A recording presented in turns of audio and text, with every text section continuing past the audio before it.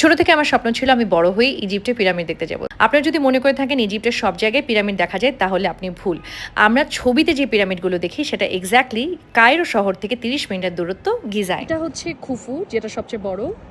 মাঝখানটা হচ্ছে খাফরে, আর এটা হচ্ছে মিনাকিউর। আবার মিনাকিউরের পিছনে তিনটা ছোট ছোট আছে, ওই তিনটা হচ্ছে তিনটা কুইনের। মেইনলি বড়ই হচ্ছে এই যে খুফু, যদি এখানে অ্যাঙ্গেলের জন্য মনে হচ্ছে খাফরে বড়, বাট খুফুটাই বড়। আমি ওইটাতেই উঠছি, আমি মিনাকিতেও ঢুকছি, বাট আমার মনে হয় যদি আপনি যে কোনো একটাতে ঢুকতে চান, বিকজ এখানে তিনটাতে যাওয়া যায় না, এই বড়টাতে যাওয়া যায় আর হচ্ছে ছোটটাতে যাওয়া যায়। দুইটার জন্য টিকিট লাগে, সো আপনি চাইলে ইন্ডিভিজুয়াল টিকিট কিনে যেতে পারেন, বাট আমার মনে হয় যে বড়টাতে গেলেই আসলে ছোটটাও দেখা হয়ে যাবে, কারণ ছোটটার মধ্যে এত কিছু নাই, বড়টা বেশি ইন্টারেস্টিং। বড় বড় 3টা পিরামিড থাকলেও আপনি শুধুমাত্র সবচেয়ে বড় সেটা হচ্ছে খুফু আর সবচেয়ে ছোট মিনাকিউরের ভেতরেই ঢুকতে পারবেন। সো আমি দুটার জন্য টিকিট কেটেছি, যেটা আমার বাংলাদেশি টাকায় 6 থেকে 7,000 টাকা পড়েছে। পিরামিড বাইরে থেকে দেখতে কেমন তা তো সবসময় ছবিতে দেখেছি, বাট এবার আমি ভেতর থেকে দেখতে কেমন তাও দেখছিলাম। সো একটা অংশ জুড়ে আপনাকে অনেকখানি নিচে নামতে হবে, তারপর আবার উপরে উঠতে হবে। খুবই সরু রাস্তা এবং মাথা নিচু করে যেতে হয় খুবই সাবধানে। মানুষ বেশি হলে যেটা হয় যে ওখানে একটা ছোট্টখাটো জ্যামের মতো হয়ে যায়, বাট স্টিল আমার ওইখানে গিয়ে অনেক ভালো লেগেছিল, কারণ আমার অনেক দিনের ইচ্ছে ছিল আমি এই জায়গাটাতে যাব। জায়গাটা এত নিচু, একদম বেন্ড হয়ে হয়ে উঠতে হয়।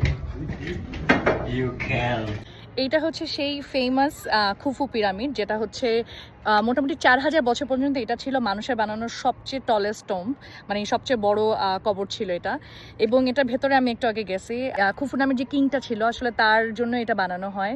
আর এটা 2.3 মিলিয়ন যে স্টোনগুলো আছে ততগুলো স্টোন দিয়ে বানানো হয়। এগুলো আমি সবগুলা আসার আগে স্টাডি করে মুখস্থ করে আসি তোমাদের জন্য ভিডিও বানাইতে, দেখো তোমরা। খাফরের ভেতরে এই সেই জায়গা যেখানে আসলে মমিটাকে পাওয়া যায়, এবং এই ভেতরেই তারা মমিটাকে সংরক্ষণ করত। আপনি চাইলে কিন্তু ঘোড়ার গাড়ি অথবা উঠে চড়তে পারেন, কিন্তু তার আগে আপনাকে কিন্তু বেশ দরদাম করে উঠতে হবে। আমি এখানে শাড়িটার পরে আসছি, আমি ভাবছি আমি খুবই অ্যাস্থেটিক মার্কা ছবি তুলবো, ভিডিও করব, কিন্তু এত গরম আমার পুরো চামড়া মনে হয় পুড়তেছে। শাড়ি কোনো রকম আমি উঠায় মুঠায় যে খালি যাচ্ছি। সো আসলে এখানে ফ্যান্সি কাপড় না পরাটাই বেটার। একদম যেরকম ক্যাটেনা ম্যাটেনা এরকম খিচে মুছে পেরিওর এগুলা জীবনও সম্ভব না আমার পক্ষে, হবে না, এই রেত গরমে হবে না।